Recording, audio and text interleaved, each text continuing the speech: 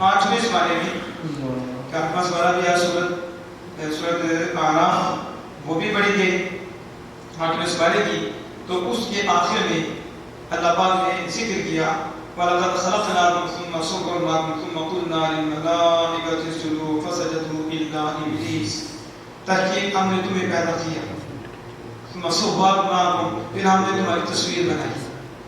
کبھی غور تو کرو نا کہ سب سے خوبصورت انسان سے خوبصورت لَقَدْ خَلَقْنَا الْإِنسَانَ فِي أَحْسَنِ تَقْوِيمٍ، ہم نے انسان احسن تقویم میں بنایا ہے، انسان سے خوبصورت کوئی نہیں ہے، ایسا انسان کو بنایا ہے۔ اللہ پاک تم صورناکم، پھر ہم نے تمہاری تصویر بنائی۔ پھر آگے کیا فرماتا ہے؟ فرشتوں الا ابلیس، وہ سجدہ وہ قال یا ابلیس ما لك الا تكون مع الساجدين، اے ابلیس تجھے کیا ہوا کہ تو سجدہ کرنے والوں میں سے نہیں ہوا، تو نے سجدہ کیوں نہیں کیا؟ اس نے کیا کہا؟ قال یا ابلیس ما منعك الا تسجد اذ امرتك، اے ابلیس کس چیز نے تجھے روکا کہ تو سجدہ نہ کرے؟ تو اس نے کہا قال انا خیر منه، اس نے کہا میں آدم سے بہتر ہوں۔ کیا کہا؟ آدم سے۔ یہ جو آج کہتے ہیں نا نبی سے امت بڑھ جاتا ہے، ان کے باپ کی بولی ہے نا، آج چل رہی ہے، شروع سے چلی آ رہی ہے۔ جو بھی نبی کا بے ادب ہے نا وہ شیطان ہے،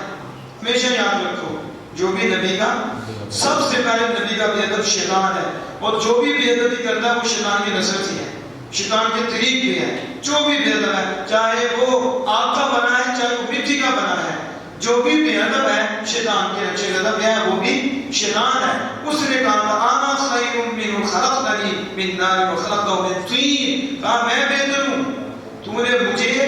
آگ سے بنایا ہے اور آدم کو مٹی سے بنایا ہے۔ یہ کہا، جب اتنا کہا نا تو پھر اللہ پاک نے کیا فرمایا؟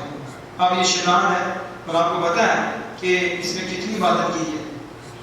سنا ہوا نا آپ نے، بڑی عبادت اس نے کی، اور ادب اتنا تھا کہ فرشتوں کا استاد ہو گیا، معلم الملکوت، معلم الملکوت، اندازہ لگا سکتے کہ جبریل کا بھی استاد، میکائیل کا بھی استاد، اسرافیل کا بھی استاد، عزرائیل کا بھی استاد، معلم الملکوت، معلم الملکوت ان کا استاد۔ لیکن جب اس نے کہا نا میں بہتر ہوں، دلیل قائم کی، میں آگ سے تو نے مجھے بنایا، مٹی سے بنایا، جب اس نے یہ کہا تو اللہ پاک نے کیا فرمایا؟ قال فاهبط، اللہ پاک نے آگے فرمایا فما يكون لك ان تتكبر فيها فاخرج انك من الصاغرين، دفع ہو جا۔ کیا فرمایا؟ دفع ہو۔ کہنا تو لارو تو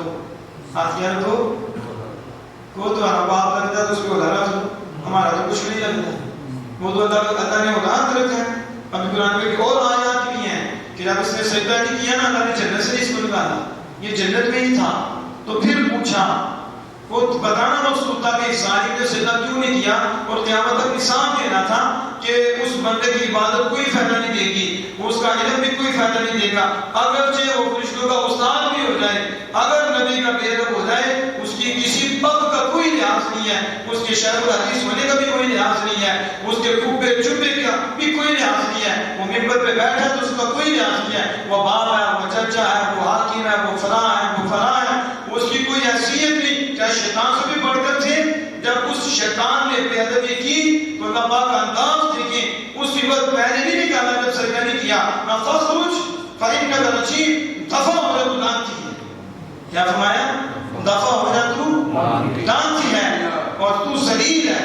انک من الصاغرین، تو ذلیل ہے، تو لعنتی ہے۔ یہ کس کے الفاظ ہیں؟ اللہ کے۔ اور یہاں لگ نہیں فرمایا وَإِنَّ عَلَيْكَ اللَّعْنَةَ إِلَى يَوْمِ الدِّينِ وَإِنَّ عَلَيْكَ اللَّعْنَةَ إِلَى يَوْمِ الدِّينِ، محسن الفاظ کے ساتھ، بے شک تجھ پر میری قیامت کے دن تک لعنت ہے، بے شک میری تجھ پر قیامت کے دن تک لعنت ہے۔ بتاؤ نے قصور کیا کیا تھا کہ قیامت تک لعنت؟ پتا چلا بے ادبی کچھ نہیں چھوڑتی، نہ نماز رہتی ہے، نہ عبادت، نہ زکات، نہ صدقات، نہ خیرات، نہ یہ چوبے، نہ یہ کبے، نہ استادی دیکھی جاتی ہے۔ آگے بھائی پتہ کیا ہوتا ہے؟ میرے بچے نے جو اس سے پڑھا تھا تو پوچھو فرشتوں نے شیطان سے پڑھا تھا، تو اللہ نے فرمایا فرشتوں تم بھی اپنے استاد کے ناطے بھیجو، رب نے بھی لعنت بھیجی اور بھیج رہا ہے ہر لمحہ، اور فرشتے شاگرد بھی لعنت بھیج رہے ہیں، اور رب کا قرآن بتا رہا ہے استاد ہو، علم جتنا مرضی زیادہ ہو، عبادت جتنی مرضی زیادہ ہو، اگر وہ نبی کا بے ادب ہو جائے تو پھر اس کی کوئی حیثیت نہیں سوائے اس کے کہ اس پہ لعنت بھیجی جائے اور اس سے پھٹکار ڈالی جائے، اور اگر حکومت اس کو کنٹرول میں لائے تو اسے وہاں سے جنت کیا جائے، کیونکہ اس کے لیے اور کوئی صورت نہیں ہے، توبہ بھی اس کی قبول نہیں ہوگی، صرف اس کی توبہ یہی ہے کہ وہ اپنی گردن پیش کر دے، اس کے علاوہ وہ زمین پہ رہنے کا حقدار ہی نہیں ہے۔ تو آپ نے دیکھا، تو یہ ابھی آپ دیکھیں کہ اب رمضان ہے، رمضان ہے تو حضور فرماتے ہیں جب رمضان آتا ہے سلسلۃ شیاطین کو کڑیاں لگا دی جاتی ہیں، شیاطین کو زنجیریں میں جکڑ دیا جاتا ہے، اور ایک جگہ پہ حضور سید عالم صلی اللہ علیہ وسلم فرماتے ہیں صفدت الشیاطین ومرضت الجن، فرمایا شیاطین سب شیطانوں کو قید کیا جاتا ہے، اور خاص طور پر سرکش جن، خاص طور پر ایک دفعہ اس نے بے ادبی کی، کتنی؟ تو بتاؤ جب بھی رمضان آتا ہے شگرد کڑیاں لگاتے ہیں کہ نہیں؟ صرف گرو کو نہیں لگاتے، چیلوں کو بھی لگا دیتے ہیں۔ ایک دفعہ بے ادبی ہے قیامت تک لانتے ہیں، اور جب بھی رمضان آئے گا اللہ کے حکم سے شگرد کڑیاں لگائیں گے، اس کو بیڑیاں لگائیں گے، اس کو یہ سزا کیوں مل رہی ہے؟ بے ادبی کی وجہ سے مل رہی ہے۔ اس سے پتہ چلا ہندو بھی اتنا بڑا کافر نہیں، سکھ بھی اتنا بڑا کافر نہیں، عیسائی بھی اتنا بڑا کافر نہیں، بے ادب سب سے بڑا کافر ہے کہ یہ ایسا ایک کمینہ شخص ہے کہ اس میں قیامت تک کی لعنت پڑتی ہے، پھٹکار پڑتی ہے، اسے قید بھی کر دیا جاتا ہے، پھر اس کی توبہ قبول نہیں سوائے موت کے، باقی جو بھی کافر ہے اگر وہ توبہ کرے شریعت اس کی توبہ کو قبول فرما لیتی ہے۔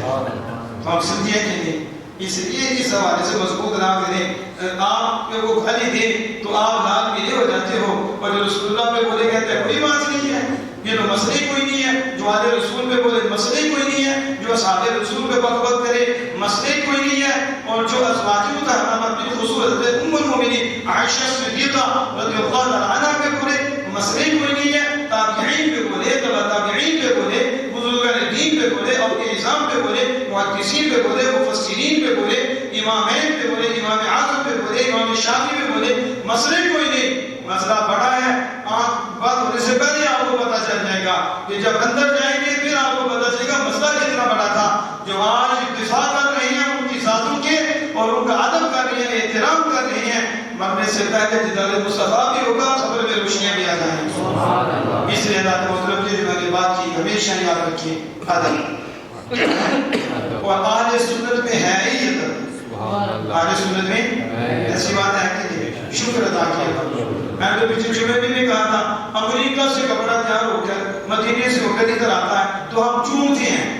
اب آنکھوں سے لگاتے ہیں، تو کوئی کہنے والا کہے وہ تو امریکہ کی فیکٹری سے بنا ہے، ہم یہ چھپ کر اب فیکٹری نہیں دیکھتے، ہم فضائے مدینہ دیکھتے ہیں۔ ہم تو مدینہ سے تصویر گزر کے آ رہے، مکہ سے تصویر گزر کے آ رہے، ان کی در و دیواروں سے گزرے تو بڑی بات ہے نا، وہاں سے کوئی لے کر آ جائے تو ہم کہتے ہیں مکہ سے آئیے، ہمارے تو والے نہارے بھی ہو جاتے ہیں، ہم بڑے ہو چھوٹے چومتے ہیں، جیبیں رہتے ہو جن کے ہاں مکہ کی ہوا لگی ہو، اس تصویر کا اتنا ادب ہے تو پھر ان ساتھوں کا کتنا ادب ہوگا۔ تو اس لیے اللہ کو طرف شیطان مارا گیا، تو اس سے یہ ہمیں پتا چلا کہ بے ادب کا کوئی بھی احترام نہیں ہے، کوئی بھی احترام اسی کا۔ چلو میں ایک مثال دیکھو ہم والدین ہیں نا، والدین تو ایک لفظ ہوتا ہے وہ بچے کے لیے بھی بولنا ہوتا ہے، ایک لفظ ماں باپ کے لیے بولنا ہوتا ہے، لیکن دیکھنا پڑتا ہے کہ باپ یا ماں ہے، اب ماں کے لیے کچھ اور انداز سے اور بچے کے لیے کچھ اور انداز سے، ایسے نہیں ہوگا۔ ایک مثال دیتا ہوں، اعلیٰ حضرت امام اہل سنت الشاہ احمد زغا فاضل بریلوی رحمۃ اللہ علیہ نے جب سیدہ طیبہ طاہرہ حضرت فاطمہ الزہرا رضی اللہ تعالی عنہا کے متعلق حدیث کو بیان کی، اور قرآن پاک میں حضرت مریم کے متعلق اللہ پاک نے فرمایا وَمَرْيَمَ ابْنَتَ الَّتِي عِمْرَانَ الَّتِي أَحْصَنَتْ فَرْجَهَا فَنَفَخْنَا، فرمایا کہ مریم، اب یہاں لفظ فرج بولا گیا ہے، کیا بولا گیا ہے؟ اور قرآن پاک میں موجود ہے قُلْ لِلْمُؤْمِنَاتِ يَغْضُضْنَ مِنْ أَبْصَارِهِنَّ وَيَحْفَظْنَ فُرُوجَهُنَّ، کہ محبوب مومنات نظریں کچھ نیچی کر دیں، اپنی نظریں کچھ نیچی کر دیں اور اپنی شرمگاہوں کی حفاظت کریں۔ اب عام مومنین کو اعلیٰ حضرت جب ترجمہ کرتے ہیں تو ترجمہ یہ کرتے ہیں کہ مومنات عورتوں کو حکم دیجئے کہ وہ اپنی شرمگاہوں کی حفاظت کریں۔ یہی لفظ جب حضرت مریم کی طرف منسوب ہوا اور یہی لفظ جب حضرت سیدہ طیبہ طاہرہ رضی اللہ تعالیٰ عنہ کی طرف منسوب ہوا تو پھر دیکھو اعلیٰ حضرت کا کرم، کیا وہ اعلیٰ حضرت کرم کس طرح اٹھا رہے ہیں؟ لفظ وہی ہے، معنی وہی ہے، لیکن دیکھ رہے ہیں ذات کون ہے، ذات کون ہے؟ حضرت مریم جو اپنے زمانے میں سب سے اونچی تھی وہ حضرت مریم اور سیدہ طیبہ طاہرہ جو خاتون جنت ہیں اور مومنین کے عورتوں کی سردار ہیں حضرت سیدہ طیبہ طاہرہ، تو ان کے لیے اب معنی کیا ہوگا، کس انداز سے ہوگا، کیونکہ ذاتیں بڑی اونچی ہیں۔ تو حدیث باب میں آتا ہے فاطمہ نے احسنت فرجہا، وہاں بھی فرجہا، اور مریم کی طرف بھی مریم کی طرف بھی فرجہا ولفظ بولا، اور حضرت پتہ کس طرح ترجمہ کرتے ہیں؟ اعلیٰ حضرت کہتے ہیں حضرت مریم نے اپنی پارسائی کی حفاظت کی۔ سبحان اللہ۔ ادھر کہا مومنات عورتیں اپنی شرمگاہوں کی حفاظت کریں، اور وہی لفظ یہاں ہے لیکن لفظ وہی ہے، ذات اور ہے، وہ مومنات ہیں اور یہ مومنات کی سردار ہیں، وہ مومنات ہیں، یہ خاتون جنت ہیں، یہ رسول اللہ کی سب سے پیاری بیٹی ہیں، عورتوں میں جنہیں جو سب سے زیادہ رسول اللہ صلی اللہ علیہ وسلم کو محبوب تھی وہ سیدہ کائنات حضرت فاطمہ خاتون جنت رضی اللہ تعالیٰ عنہ تھی۔ تو اعلیٰ حضرت نے ترجمہ یوں کیا کہ حضرت مریم نے اپنی پارسائی کی حفاظت کی اور سیدہ فاطمہ الطاہرہ رضی اللہ تعالیٰ عنہ نے بھی اپنی پارسائی کی حفاظت کی۔ کیوں نے اعلیٰ حضرت کو بتا دیں، آپ جس کا بھی ترجمہ اٹھاؤ، جس کا بھی اٹھاؤ، اس نے وہ ترجمہ کیا ہے، آپ ہو سکتا ترجمہ